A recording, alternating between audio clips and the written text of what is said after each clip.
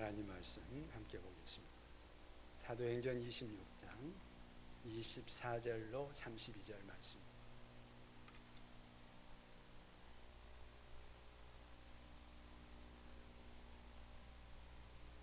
사도행전 26장 24절로 32절 말씀 제가 봉독하겠습니다.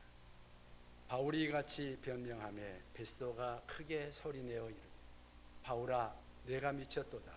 내 많은 학문이 너를 미치게 한다 하니 바울이 이르되 베스도 각하여 내가 미친 것이 아니요 참되고 온전한 말을 하나이다. 왕께서는 이 일을 아시기로 내가 왕께 담대히 말하노니 이 일에 하나라도 아시지 못함이 없는 줄 믿나이다. 이 일은 한쪽 구석에서 행한 일이 아니니이다. 아그리빠 왕이여 선지자를 믿으시나이까? 믿으시는 줄 아나이다. 아그리빠가 바울에게 이르되 네가 적은 말로 나를 권하여 그리스도인이 되게 하려 하는도다. 바울이 이르되 말이 많으나 적으나 많으나 당신뿐만 아니라 오늘 내 말을 듣는 모든 사람도 다 이렇게 결박된 것 외에는 나와 같이 되기를 하나님께 원하나이다 하니라. 왕과 총독과 베니게와 그 함께 앉은 사람들이 다 일어나서 물러가 서로 말하되 이 사람은 사형이나 결박을 당할 만한 행위가 없다 하더라. 이에 아그리빠가 베스도에게 이르되 이 사람이 만일 가이사에게 상소하지 아니하였더라면 석방될 수 있을 뻔하였다 하니라. 아멘. 오늘은 사도행전 26장 24절로 32절 말씀을 중심으로 해서 전도를 위해 준비합시다 라는 제목으로 함께 말씀을 나누고 합니다. 여러분, 재판을 받던 죄수가 판사를 전도했다는 말을 혹시 들어본 적이 있나요? 오늘 본문이 바로 그런 내용을 말하고 있습니다. 바울은 지금 죄수로 지금 재판을 받고 있는 그런 위치에 있었습니다. 무슨 이야기인가 하면 바울이 예루살렘에 와가지고 복음 전한다는 이유로 체포를 당해가지고 재판을 받기 위해서 가이사랴 법정으로 호송되어 갔습니다. 그곳에서 사일피일 미루면서 한 2년 동안 지나갔습니다. 그러다가 다시 재판정이 열렸습니다. 그런데 그 법정에서조차도 바울은 전도의 장으로 삼고 여전히 복음을 전하고 있습니다. 그런데 그 재판장에 서 있는 사람, 판사로 서 있는 사람이 누구입니까? 베스도는 그 당시에 그곳의 총독이었고요. 그 다음에 아그리빠는 그곳의 왕이었습니다. 그러니까 권세자들이 신문하고 있는 그 삼엄한 분위기에서도 조금 더 위축되지 않고 그리스도의 복음을 전했다는 말이죠. 어떻게 그게 가능할까요? 베스도나 이 아그리빠 왕이나 다 모든 사람들이 예수 그리스도가 십자가에서 못 박혀 죽으신 그 사실에 대해서 다 아는 역사적인 사건에 대한 이야기이기 때문에 그렇습니다. 복음은 역사적인 사실이었습니다. 그리고 바울에게는 그 복음을 전하는 것이 자기의 생명을 걸 만큼 그만큼 중요한 가치가 있었습니다. 그래서 그는 언제 어느 때 어떤 상황에서든지 이 복음을 전했고 그리고 또 그가 복음을 전해서 예수 믿은 모든 사람들에게 복음을 전하라고 가르쳤습니다. 디모데후서 4장 2절 말씀에 보면 이런 말씀을 합니다. 너는 말씀을 전파하라. 때를 얻든지 못 얻든지 항상 힘쓰라. 그는 그렇게 말한 대로 항상 복음을 전하는 자가 되었습니다. 그는 그 삼엄한 법정에서조차도 복음을 전하고 있는 것입니다. 자기가 그것 때문에 재판을 받고 있으면서도 자기를 재판하는 사람들을 향해서 복음을 전하고 있습니다. 여러분, 그런데요, 돌아보면 바울이 믿고 있는 복음, 그 복음이 우리가 믿고 있는 복음 아닌가요? 네, 우리가 믿는 똑같은 복음. 그러면 여러분들도 이렇게 복음 전하고 있습니까? 복음을 전해보신 적이 있으시죠? 있으리라고 생각합니다. 그런데 결과는 어떻습니까? 전도할 때마다 우리는 생각하기를 내가 좀 더 전도를 잘할 수는 없을까? 여러분 그런 생각 해보지 않으세요? 전도를 잘 하려고 하면 내가 어떻게 하면 좋을까? 그런 생각들을 우리가 해보잖아요. 전도하다가 잘 안 되면 그런 생각들 아마 여러분들 하리라고 생각을 합니다. 여러분 전도를 위해서 어떻게 준비되는 게 좋을까요? 우리는 어떻게 전도를 위해서 준비해야 할까요? 오늘은 그것에 대해서 함께 생각을 해보기를 원합니다. 복음 전도자로 살기 위해서 우리가 전도를 좀 더 잘하기 위해서 해야 할 일이 뭘까? 첫 번째는 말씀이 준비되어야 합니다. 누구의 말씀? 하나님의 말씀. 이 성경 말씀이 준비되어야 합니다. 여러분 전도자는요 자기 생각이나 자기 사상이나 자기 철학을 전하는 것이 아니죠. 뭘 전하는 거예요? 하나님의 말씀, 예수 그리스도의 복음을 전하는 거잖아요. 그러므로 하나님의 말씀이 준비되어야 합니다. 그래서 언제든지 거기에 필요한 어떤 상황에 닥쳤을 때 그 사람에게 필요한 말씀을 내가 가지고 복음을 전할 수 있다면 얼마나 좋겠습니까? 그러기 위해서는 우리가 하나님의 말씀을 많이 아는 게 필요합니다. 그리고 나 말주변이 없어요. 그런 사람들도 있는데요. 너무 걱정할 필요 없어요. 여러분 진짜로 복음 전하고 싶은 마음이 간절해가지고 여러분들이 기도하면서 복음을 전해보세요. 그러면은요 희한하게 내가 말을 하는데 내가 평소에 생각하지 않았던 생각들이 떠오르고요. 내가 평소에 하지 않았던 말들이 그 사람에게 가장 적절한 말들이 그 순간에 튀어나오는 것을 여러분들이 경험하게 될 거예요. 왜? 성령께서 우리들에게 그런 것들이 생각나게 해주시기 때문에 그래요. 저는 여러분들이 전도하면서 그런 것들을 경험할 수 있기를 바랍니다. 성령께서 틀림없이 도우실 거예요. 아그리빠 왕에게 신문을 받고 있는 재판을 받고 있던 이 바울이 아그리빠 왕에게 이런 질문을 합니다. 우리 27절을 같이 한번 볼까요? 27절을 같이 읽겠습니다. 아그리빠 왕이여 선지자를 믿으시나이까? 믿으시는 줄 아나이다. 아그리빠 왕을 향하여 재판을 받는 사람이 물어봅니다. 선지자를 아십니까? 당연히 선지자들 믿고 있는 줄로 믿습니다 하는 거예요. 헤롯 아그리빠는 그 당시에 그 유대의 문화적 전통에 대해서 상당히 조예가 깊었던 사람으로 알려져 있습니다. 그래서 유대 문화를 알려고 많이 노력을 했고 그랬다는 거죠. 여러분 유대인들을 알려고 하면 제일 먼저 알아야 되는 게 뭘까요? 성경이죠. 성경을 알아야 되고 성경에 쓰여져 있는 선지자들의 말씀에 대해서 알아야 할 것입니다. 유대인들이 그것을 믿고 있고 그것을 따르고 있으니까요. 바울은 이 아그리빠 왕이 그 말씀을 잘 알고 있다는 사실을 알고 있었던 것입니다. 그래서 이렇게 질문하고 있는 거예요. 왕이여 선지자를 믿으시나이까? 그러면서 바울이 법정에서 진술하고자 하는 말의 핵심은 무엇인가? 그것은 내가 지금까지 했던 모든 일들은 다 당신이 알고 있는 바로 그 말씀을 전한 것뿐입니다. 바로 그 말을 하고 싶은 거예요. 26장 19절을 본문 조금 앞부분 가서 19절을 같이 한번 읽어볼까요? 19절을 같이 읽겠습니다. 아그리빠 왕이여 그러므로 하늘에서 보이신 것을 내가 거스르지 아니하고. 아멘.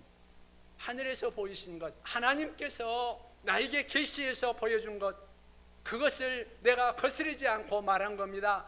내가 내 철학이나 내 생각이나 내 사상이나 내 방법을 전한 것이 아니라 하나님의 계시의 말씀을 순종해서 전한 것뿐이에요 라고 말하고 있는 거예요. 그 다음에 22절 23절도 같이 한번 읽어볼까요? 22절 23절입니다. 하나님의 도우심을 받아 내가 오늘까지 서서 높고 낮은 사람 앞에서 증언하는 것은 선지자들과 모세가 반드시 되리라고 말한 것밖에 없으니 곧 그리스도가 고난을 받으실 것과 죽은 자 가운데서 먼저 다시 살아나사 이스라엘과 이방인들에게 복음을 전하시리라 함이니이다 하니라. 아멘. 바울이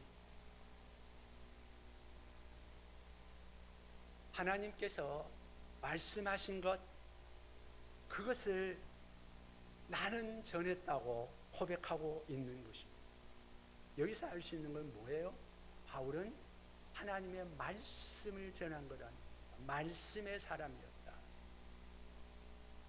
여러분, 어디서 어떤 사람을 만나든지 여러분들에게 이 하나님의 말씀을 전할 수 있는 준비가 되어 있으면 좋겠습니다. 말씀을 전하는 말씀의 사람이 될 수 있기를 바랍니다. 우리가 기독교를 일컬어서 계시의 종교라 그렇게 말을 합니다. 계시라는 것은 하나님께서 열어 보여준 것을 말하는 거죠. 다른 종교들은 사람들이 뭔가를 탐구하고 깨닫고 그래서 해탈하고 득도했다 하는 그런 것들이죠. 그런데 기독교는요, 자기가 탐구하고 깨달아 하는 것이 아니에요. 기독교는 하나님이 열어 보여준 것만 알 수 있는 것이에요. 그것이 계시의 종교인 것입니다. 우리는 하나님이 보여주지 않은 것은 알 수 없어요. 하나님이 보여주지 않았는데 안다 하는 것은 그 사람은 가짜입니다. 여러분, 성경에 말하고 있지 않는데 내가 안다고 말하는 것은 전부 다 가짜입니다. 개인적인 경험이 있을 수는 있겠죠. 그러나 그것은 성경의 계시와는 다릅니다. 성경의 계시에는 크게 두 가지가 있습니다. 우리가 일반 계시와 특별 계시로 나누어서 말합니다.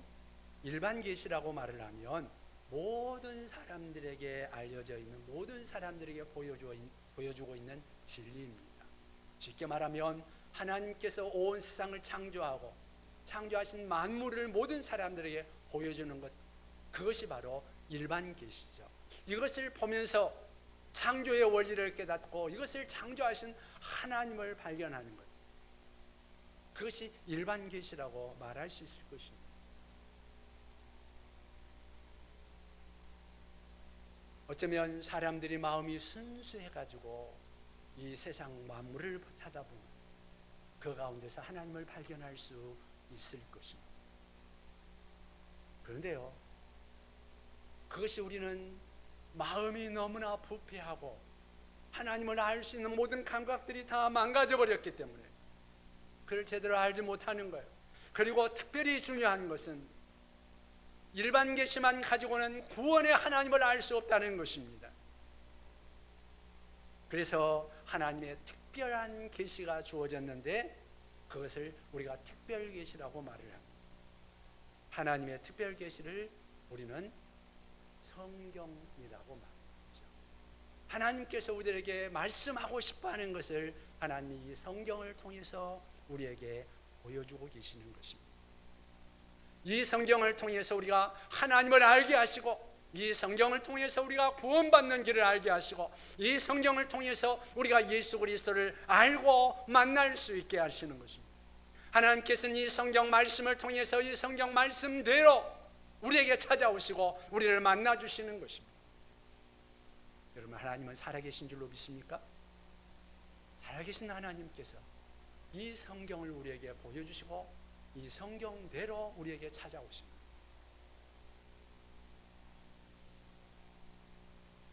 우리가 이 말씀을 통해 예수 그리스도를 알고 복음에 대해서 알고 믿는 것입니다. 그래서 예수님께서 요한복음 5장 39절에 그런 말씀을 합니다. 너희가 성경에서 영생을 얻는 줄 생각하고 성경을 연구하거니와 이 성경이 곧 내게 대하여 증언하는 것이다. 이 성경을 통해서 예수님과 만날 수 있기를 바랍니다.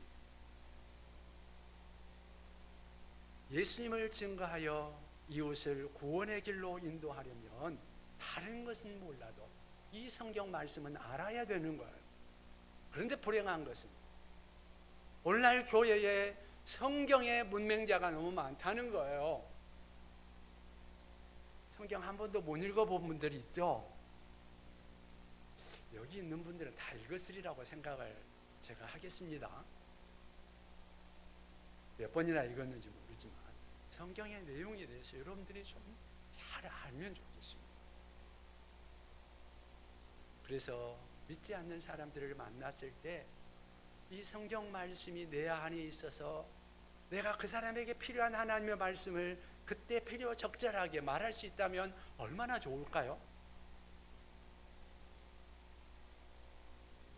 내가 그 사람에게 복음을 전하는데 적절하게 복음을 전할 수 있는 능력이 있다면, 그런 준비가 되어 있다면, 그렇다면 얼마나 좋겠습니까? 그런데 내게 하나님의 말씀이 없으면 전도할 때 어떻게 해야 돼요? 다른 할 말이 생각이 안 나니까 교회 와봐, 교회 나오면 좋아. 아니, 그렇게 하는 것도 얼마나 중요한데요. 근데 더 이상 못 나가는 게 문제죠. 그렇게라도 할 수 있으면 그건 진짜 잘하는 겁니다. 그런데 좀 더 말씀을 많이 더 잘 알고 성경 말씀을 조금 더 그 사람에게 필요 적절한 말을 해주면 얼마나 좋겠어요. 그러니까 성경을 좀 읽으십시오. 성경을 좀 공부하십시오. 성경을 좀 많이 알아갈 수 있기를 바랍니다. 그래서 성경을 통해 내가 깨달은 진리, 성경을 통해 내가 만난 예수 그리스도, 그분을 증거하고, 성경을 통해서 내가 해결되었던 나의 문제가 어떻게 해결되었고 내가 어떻게 변화되었는가, 그런 것들에 대해서 여러분들이 믿지 않는 자들에게 전할 수 있는 그런 준비를 할 수 있는 여러분 되시기를 바랍니다. 자, 두 번째는 복음을 좀 더 잘 전하고 싶어서 그렇게 마음먹은 사람이 준비해야 될 두 번째는 뭐냐? 간증을 준비해야 합니다. 여러분, 기독교 역사상 가장 탁월한 전도자가 바로 바울이라고 생각할 수 있을 것입니다. 그런데 바울이 전도할 때 사용했던 두 가지 도구라고 말을 하면, 하나는 하나님의 말씀이요, 또 하나는 자기 간증이라고 할 수 있습니다. 전도의 기회가 주어질 때마다 꺼내든 카드가 바울이 간증하는 것이었죠. 사도행전에 보면 복음 전하는 내용들이 쭉 기록이 되어 있잖아요. 그런데 사도행전 22장에 보면 바울 사도가 거기에서 자기 간증을 말하면서 사람들에게 전도합니다. 그리고 오늘 본문 26장에도 보면 간증을 하고 있습니다. 자기가 경험했던 것을 이야기합니다. 바울의 간증을 보면 일정한 틀이 있는데요.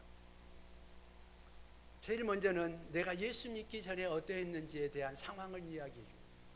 내가 어떤 사람이었고 어떤 생활을 하고 있었는데, 그 다음에 내가 어떻게 해서 예수를 믿게 되었는지, 거기에 대해서 이야기를 합니다. 그러니까 그가 어떤 계기를 통해서 예수를 믿게 되었는가에 대한 이야기들을 하고 있어요. 그 다음에 또 하는 게 뭐예요? 예수 믿고 내가 어떻게 변화되었는지, 예수 믿은 후에 자신의 변화를 설명을 해줘요. 그 안에 있는 기쁨과 평화와 감사와 그런 것들에 대해서. 여러분, 간증이라는 것들은 그러니까 간단하게 말하면 과거에 내가 어떤 사람이었다, 그런데 내가 이러이러한 계기로 해서 예수를 믿었다, 그리고 세 번째는 내가 예수 믿고 나서 이렇게 변했다 하는 것을 이야기하는 거죠. 그것을 간단하게 설명하는 것을 간증이라고 말을 하는 거죠. 저는 여러분들에게도 다 이런 간증이 있으리라고 생각을 합니다. 예수님께서 마가복음 5장에 보면 군대 귀신 들린 자를 고쳐주신 후에 뭐라고 하시냐면 그에게 이르시되 집으로 돌아가 주께서 네게 어떻게 큰 일을 행하사 너를 불쌍히 여기신 것을 네 가족에게 알리라, 그렇게 말씀하십니다. 이 말씀에 순종해서 주께서 행하신 일을 그대로 가가지고 말하는 것, 그것이 간증이죠. 간증 내용을 다시 한번 좀 더 구체적으로 살펴보면 오늘 성경 우리가 읽은 본문 앞부분 26장에 쭉 나와 있는 것이 바울의 간증 내용들입니다. 한번 여러분들이 집에 가면 다시 한번 읽어보시기 바랍니다. 26장 4절에 보면 바울이 예수 믿기 전 내용이 11절까지 나오고 있습니다. 4절 같이 한번 읽어볼까요? 4절입니다. 내가 처음부터 내 민족과 더불어 예루살렘에서 젊었을 때 생활한 상황을 유대인이 다 아는 바라. 그러니까 바울 사도가 그 당시에 청년 때까지 어떻게 살았는지 유대인들이 다 안다는 거예요.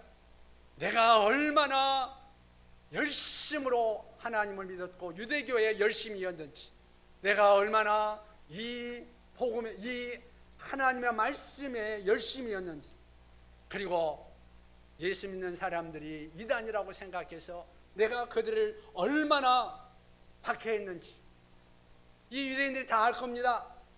그렇게 이야기하는 거예요. 나는 과거에 그런 사람이었습니다. 그 다음에 12절부터 바울이 어떻게 해서 예수를 믿었는지 그 과정을 이야기합니다. 12절 읽어볼까요? 12절 같이 읽어보겠습니다. 이 일로 제사장들과 권한과 위임을 받고 다메섹으로 갔나이다. 네. 예수 믿는 사람들을 잡아서 죽이는 그 일로 대제사장들의 그 권한을 받아가지고, 권한을 위임받아가지고, 그래서 다메섹으로 갔단 말이에요. 그런데 가다가 갑자기 가고 있는데, 다메섹으로 가고 있는데 갑자기 하늘에서 빛이 비치고 바울이 그만 말에서 떨어져 버렸다고 말하는 거죠. 땅에 떨어져 도무지 눈을 뜰 수 없는 영광의 빛이 바울에게 그 순간에 비친 것 같습니다. 그래서 바울이 그만 땅에 떨어져 뒹굴다가 주여 누구십니까? 자기도 모르게 말하는 거죠. 그때 예수님이 말합니다. 네가 핍박하는 예수라.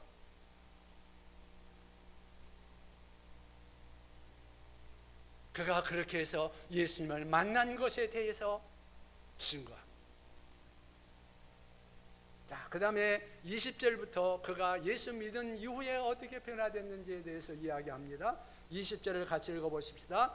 먼저 다메섹과 예루살렘에 있는 사람과 온 유대 사람 땅과 이방인에게까지 회개하고 하나님께로 돌아와서 회개에 합당한 일을 하라 전함으로, 이제 바울이 그토록 핍박했던 기독교를, 예수 믿는 자들을 오히려 자기가 변화돼서 예수님을 전하는 자로 바뀌었다는 거예요. 회개하고 하나님께로 돌아오라. 그가 예수 믿은 후에 변화된 모습을 오늘 여기에서 이야기합니다. 저는 여러분들도 이런 간증, 예수 믿기 전에 여러분들의 상황이 있을 거예요.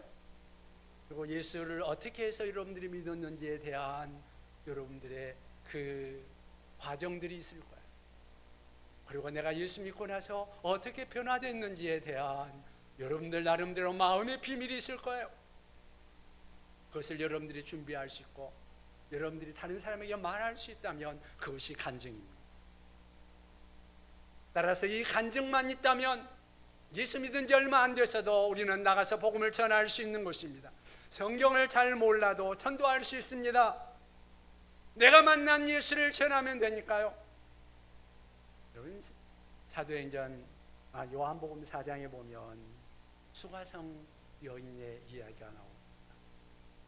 그가 물동이를 이고 물을 한낮에 아무도 사람들 없는 곳에 가서 그냥 조용히 물 떠오려고 한낮에 물 길러 갔다가 예수님을 만납니다. 거기서 예수님과 대화하다가 예수님이 친정 메시아인 것을 알았습니다. 그러니까 그는 물을 길러러 갔다가 물동이를 거기다 놔두고 마을로 달려갑니다. 물 길러 가는 것도 잊어버리고 물동이 놔두고 마을로 달려갑니다.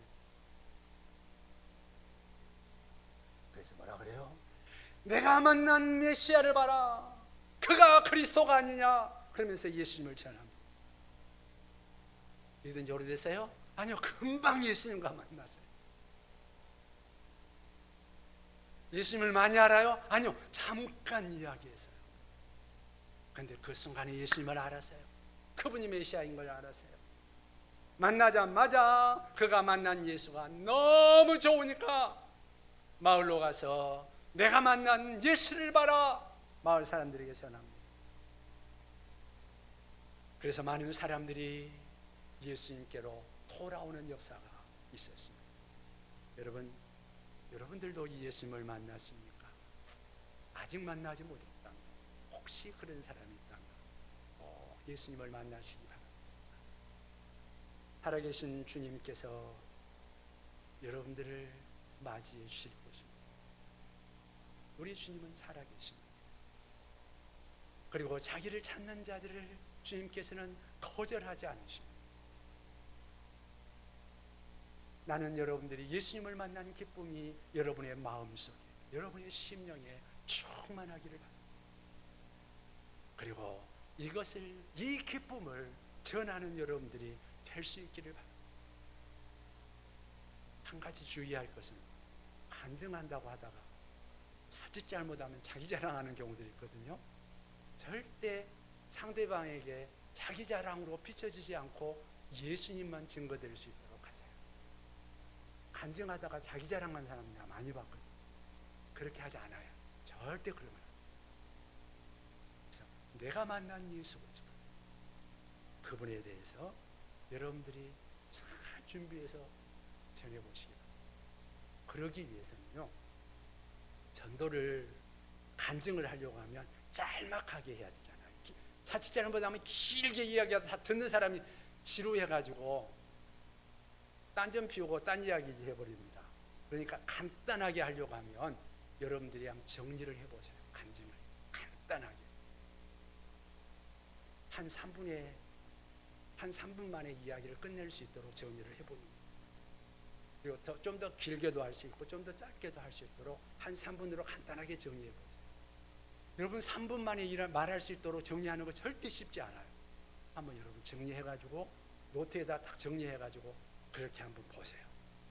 그래가지고 한번 간증도 하면서 전도해 볼 수 있기를 바랍니다.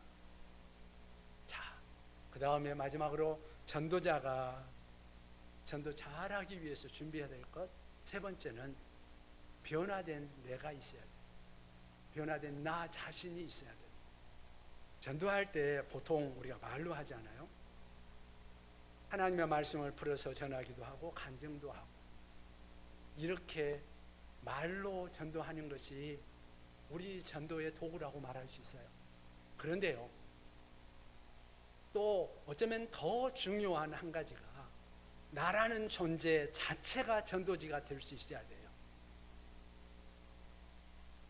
내가 예수 믿고 나서 어떻게 변했는지가 드러날 수 있어야 돼요.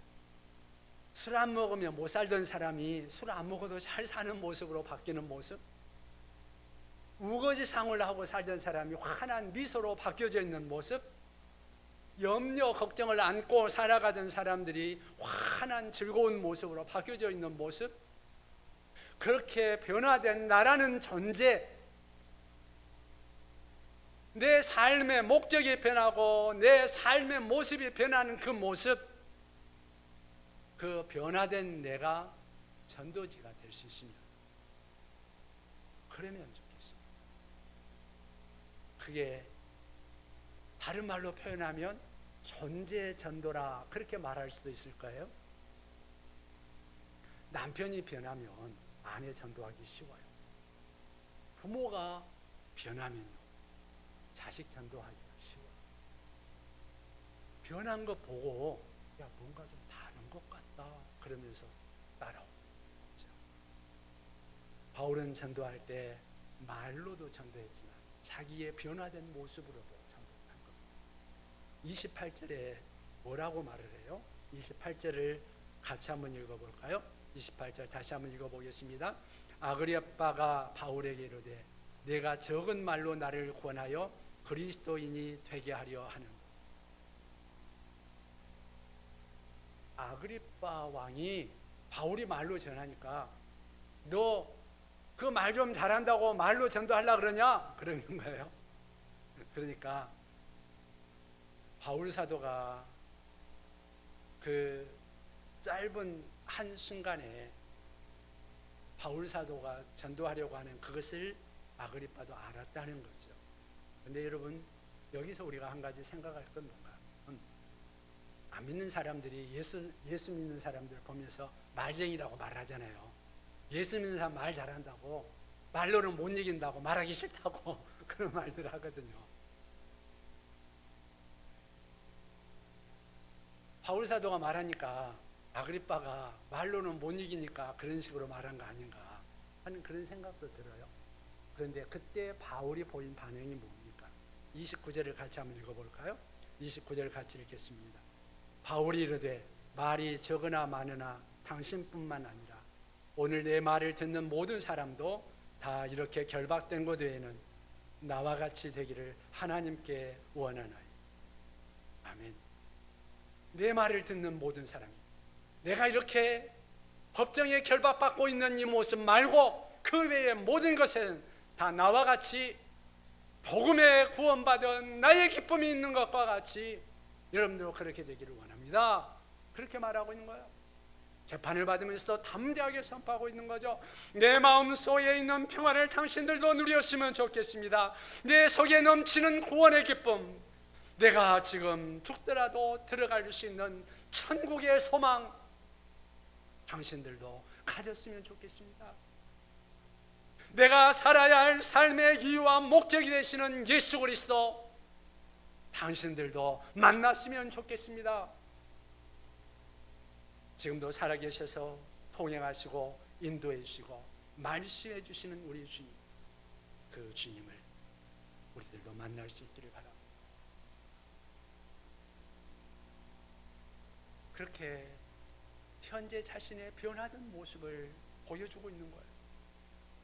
바울의 이 놀라운 선언에 당대의 권력자들이 보인 마지막 반응이 무엇인가? 오늘 31절 32절에 나와 있습니다. 같이 읽어볼까요? 물러가 서로 말하되 이 사람은 사형이나 결박을 당할 만한 행위가 없다 하더라. 이에 아그리빠가 베스도에게 이르되 이 사람이 만일 가이사에게 상소하지 아니하였더라면 석방될 수 있을 뻔하였다 하니라. 아멘. 야, 바울은 죄가 없다. 그냥 석방해도 되는데 상소를 했으니까 어쩔 수 없구나. 그러고 말하고 있어요. 무죄하고 순결하다는 것을 인정한 것입니다. 그리고 바울의 모습에 그들이 놀란 것이죠. 세상 권력에서 얻지 못한 무언가를 소유한 사람, 황금으로 살 수 없는 그 무언가를 가지고 있는 사람, 그 행복을 가지고 있는 사람, 고독하고 쓸쓸한 자리에 있는데도 기쁨과 소망이 넘치고 있는 그 모습, 낮은 자리에 있으면서도 가장 높은 자리에 있는 자기들을 오히려 부끄럽게 만들고 있는 그 모습, 그것이 바로 그리스도 안에 있는 부여요, 만족이요, 확신 있게 사는 바울의 그 존재의 모습인 것이죠. 여러분, 우리의 내면 깊은 곳에 세상 그 무엇과도 바꿀 수 없고 세상의 그 무엇으로도 채울 수 없는, 우리 주님으로 채울 수 있는 그것들로 여러분들에게 가득하기를 바랍니다. 사람의 영혼에는 그러한 공간이 있습니다. 권력으로도 황금으로도 채울 수 없는 그 공간, 그 공간에 여러분들은 예수 그리스도로 채우시기를 바랍니다. 그리고 그것이 채워지지 않고 갈급해하고 있는 영적인 갈급함에 있는 그 사람들에게 이 예수 그리스도를 증거할 수 있기를 바랍니다. 그래서 여러분들의 심령 속에는 여호와는 나의 목자시니 내게 부족함이 없으리로다, 그 간증이 있고 또 다른 사람들에게 이 복음을 증거할 수 있는 준비가 되어서 복음 전하는 여러분들이 될 수 있기를 바랍니다. 그러기 위해서 말씀을 준비하십시다. 간증을 준비하십시다. 변화된 나의 모습을 확실하게 보여주십시다. 여러분들에게 그러한 은혜가 있기를 바랍니다. 기도하십시다. 하나님